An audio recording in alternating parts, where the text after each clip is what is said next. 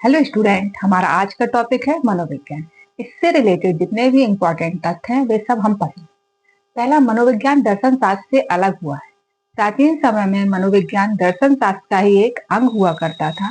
बाद में यह एक अलग विषय बन गया। मनोविज्ञान को अंग्रेजी भाषा में साइकोलॉजी कहते हैं। इस शब्द की उत्पत्ति यूनानी भाषा के साइकी और लोगस से हुई है। साइकी का अर्थ है आत्मा और लोगस का अर्थ है अध्ययन। इस प्रकार मनोविज्ञान का अर्थ है आत्मा का अध्ययन करने वाला विज्ञान। इसके समर्थक प्लेटो, अरस्तु और डेकार्टे थे। 16वीं शताब्दी तक यह विचारधारा चली, किंतु अनेक मनोवैज्ञानिकों ने इसका विरोध किया कि आत्मा पे आप प्रयोग नहीं कर सकते, अतः मनोविज्ञान को आत्मा का विज्ञान नहीं कहा जा सकता। बाद में मनोविज्ञान को मन का विज्ञान कहा जाने लगा। इस विचारधारा के समर्थक पॉम्पनोजी थे और ये भी 17वीं शताब्दी तक चले, किंतु अनेक मनोवैज्ञानिकों ने इस विचारधारा का भी विरोध किया कि मन का भी हम अध्ययन नहीं कर सकते, इस पर हम प्रयोग नहीं कर सकते, अतः मनोविज्ञान को मन का विज्ञान नहीं कहा जा सकता। बाद में मनोविज्ञान को चेतना का विज्ञान कहा गया। यह विचारधारा 19वीं शताब्दी तक चली।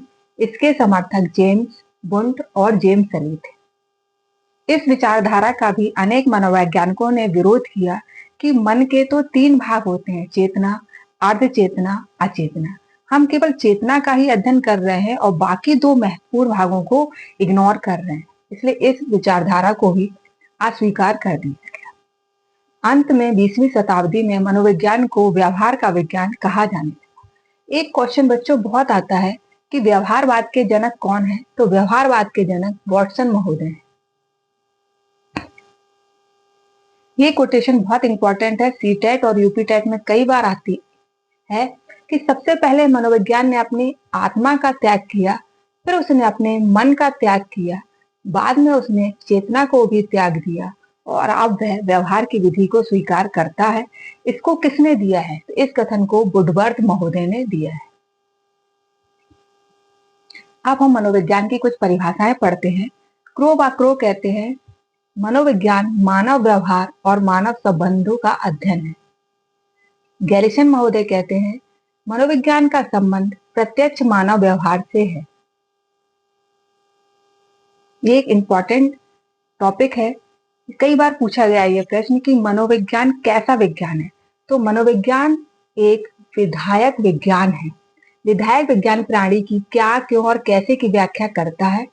यह अपने विषय का अध्ययन उसकी वास्तविक अवस्था में करता है। तो आपको याद रखना है कि मनोविज्ञान एक विधायक विज्ञान है।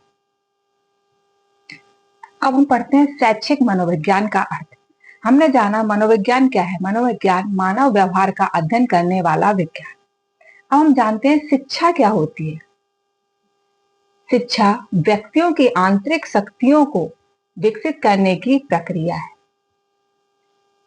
शिक्षा अंग्रेजी शब्द एजुकेशन का हिंदी रूपांतरण है, जो लैटिन भाषा के एजुकेटम से बना है। एजुकेटम 2 शब्दों से मिलकर बना है, ई और ड्यूको। ई का अर्थ है आउट ऑफ, अंदर से, और ड्यूको का अर्थ है टू एक्सट्रैक्ट आउट, आगे बढ़ाना। तो एजुकेशन का शाब्दिक अर्थ है आंतरिक को बाहर लाना। शिक्षा क्या होती है? जो बालक की अंतर्निहित शक्तियों को बाहर लाती है। शिक्षा की कुछ परिभाषाएं। प्लेटो महोदय कहते हैं शारीरिक, मानसिक, बौद्धिक विकास की प्रक्रिया ही शिक्षा है।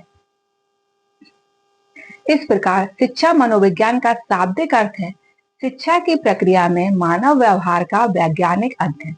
यह शैक्षिक समस्याओं को हल करने में मनोविज्ञान के सिद्धांतों का प्रयोग करता है।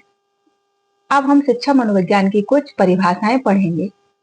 स्किनर महोदय कहते हैं शिक्षा मनोविज्ञान मानवीय व्यवहार का शैक्षिक परिस्थिति में अध्ययन करता है।